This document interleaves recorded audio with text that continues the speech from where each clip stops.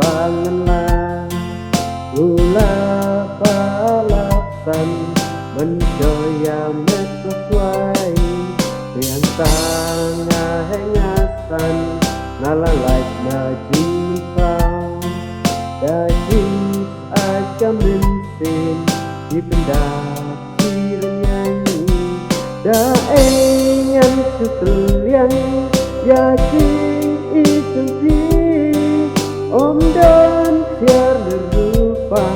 bala ban kedong dinreng ngan bang dinreng dong ti dinreng ngan bang dinreng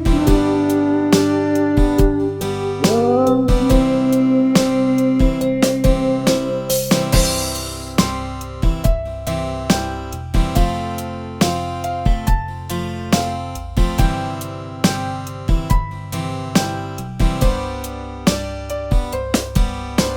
Dan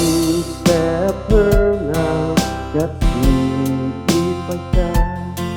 gambar yang bayangnya di sedang halaki jauh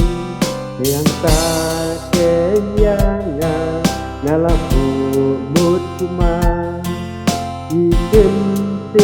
jong ti long jar ku ban trong da